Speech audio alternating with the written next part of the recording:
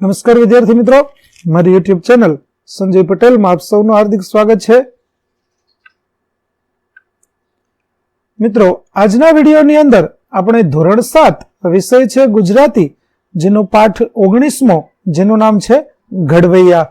આ પાઠના સ્વ અધ્યયન પોથીના પ્રશ્નો અને તેના જવાબો વિશે શીખવાના છીએ. વિદ્યાર્થી મિત્રો, જો તમે મારી ચેનલમાં નવા હોય તો મારી ચેનલને જરૂરથી સબસ્ક્રાઇબ કરો. વિડીયો સારો લાગે તો લાઈક કરો, શેર કરો અને બેલ નોટિફિકેશન ઓન કરો, જેથી મારા આગળના નવા વિડીયો પણ આપને મળતા રહે.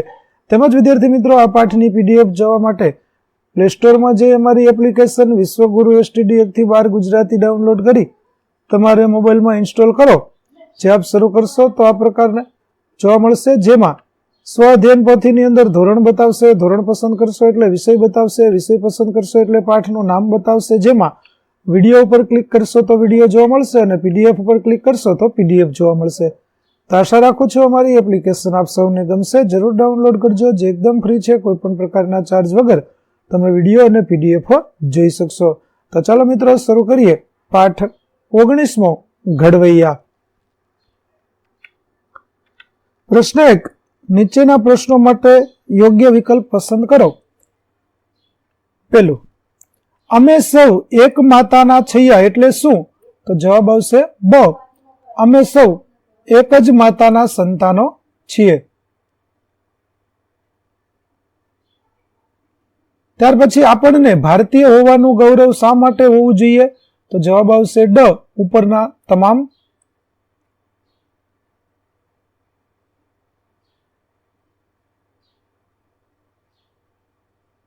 ત્યાર પછી ત્રીજું, ભારતને વિજયી બનાવવા માટે કાવ્યમાં શાની વાત કરવામાં આવી છે? તો જવાબ આવશે ક. ઊંચ નીચનો ભેદભાવ ભૂલી ભારતનો જય જયકાર કરવો.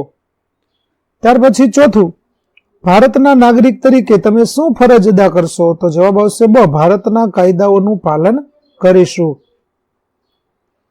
ત્યાર પછી પ્રશ્ન 2. ફકરાને મોટેથી વાંચો અને દરેક પ્રયત્ને 1 મિનિટમાં કેટલા શબ્દો વાંચ્યા તેની નોંધ આપેલા કોષ્ટકમાં કરો.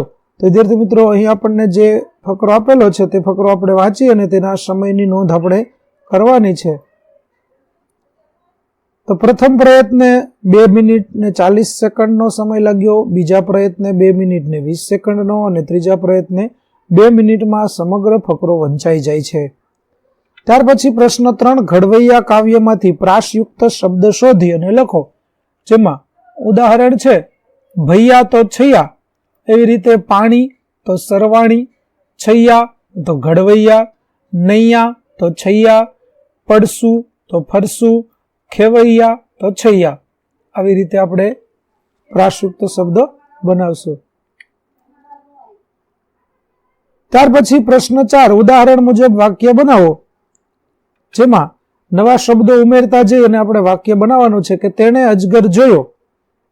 બરાબર, તો તેણે આજે સવારે અજગર જોયો, તેણે આજે સવારે ખેતરમાં અજગર જોયો અને તેણે આજે સવારે ખેતરમાં મોટો અજગર જોયો. ત્યાર પછી બીજું છે કે મહેમાન આવ્યા, અમારા ઘરે મહેમાન આવ્યા. ત્યાર પછી અમારા ઘરે અમદાવાદથી મહેમાન આવ્યા અને અમારા ઘરે અમદાવાદથી મહેમાન બસમાં બેસી આવ્યા. ત્યાર પછી પ્રશ્ન 5. શબ્દો વચ્ચેનું સરખાપણું શોધી વાક્ય બનાવો. જેમ કે પુસ્તક અને ખુરશી તો બંને વર્ગખંડમાં જોવા મળે છે અને બંને વૃક્ષની ભેટ છે. એવી રીતે પાન અને પોપટ તો બંને વૃક્ષ પર રહે છે અને બંનેનો રંગ લીલો હોય છે. ત્યાર પછી ભારત અને નાગરિક તો બંને એકબીજાના પૂરક છે. ભારત શરીર તો નાગરિક તેનો જીવ છે. ત્યાર પછી વિદ્યાર્થી અને પ્રવાસ તો વિદ્યાર્થીએ પ્રવાસ કરવો જોઈએ અને વિદ્યાર્થીને પ્રવાસથી બાહ્ય જ્ઞાન પ્રાપ્ત થાય છે.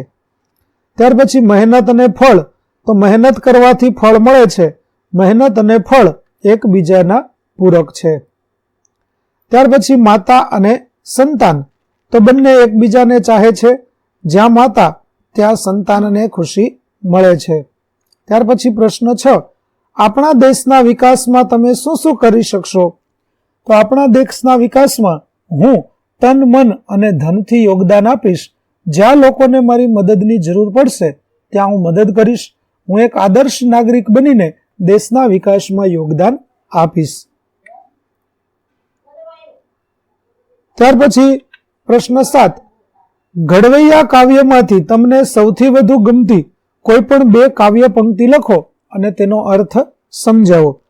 તો પેલી કાવ્ય પંક્તિ છે, અમે સૌ એક માતાના છૈયા, અમે ભડ ભારતના ઘડવૈયા.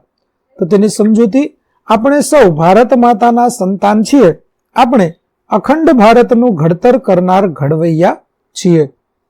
બીજું કાવ્ય પંક્તિ, અમે સીમાડે જયકાર ગજવશું, વિજય વરીને ફરશું. તો તેની સમજૂતી છે કે અમે દુનિયાના બધા સીમાડે ભારત માતાની જય જયકાર કરીશું તથા દુનિયાના દરેક ખૂણામાં વિજય મેળવીને જ જંપીશું. ત્યાર પછી પ્રશ્ન 8 આપેલા કોષ્ટકમાં માગ્યા મુજબની વિગત લખો, જેમાં ધર્મ હિન્દુ, તેના સ્થાપક છે આદિગુરુ શંકરાચાર્ય, હિન્દુ ધર્મનો ગ્રંથ છે ભગવદ્ ગીતા, તેનું ધર્મસ્થાન છે મંદિર, તેનું ધર્મ પ્રતીક છે ઓમ અને મુખ્ય તહેવાર છે દિવાળી. તો આવી રીતે વિદ્યાર્થી મિત્રો દરેક ધર્મની વિગતો છે તે તમે અહીં કોષ્ટકની અંદર લખેલી જોઈ શકો છો. આ પ્રકારે તમારે વિગતો છે તે તમારા કોષ્ટકની લખી દેવાની.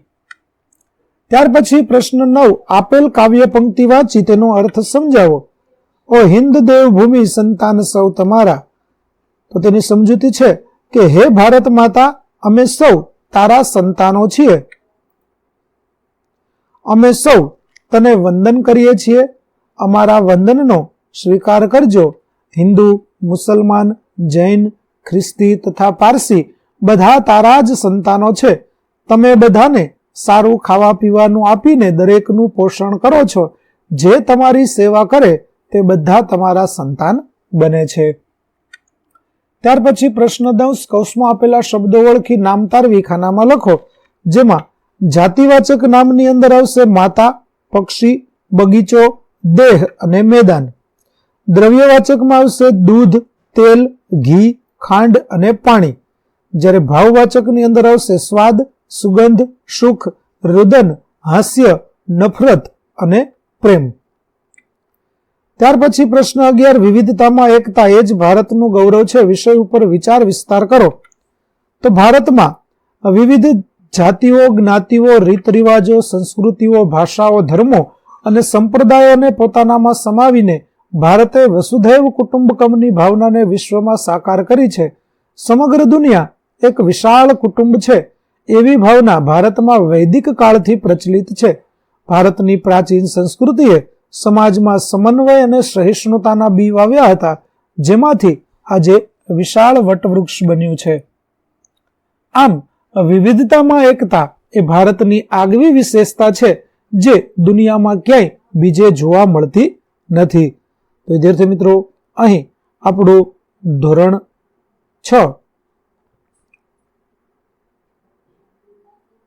7 નું પાઠ 19 ઘડવૈયાના સ્વઅધ્યયન પોથીના પ્રશ્નો અને તેના જવાબો છે તે પૂરા થાય છે. આગળના પાઠના પ્રશ્નો અને તેના જવાબો મેળવવા માટે મારી ચેનલને જરૂરથી સબસ્ક્રાઇબ કરો, તેમજ PDF જોવા માટે મારે એપ્લિકેશન વિશ્વગુરુ STD 1 થી 12 ગુજરાતી ડાઉનલોડ કરો. તો ચાલો મિત્રો, ફરી મળીશું આપણે નવા વિડીયો સાથે. ત્યાં સુધી આવજો.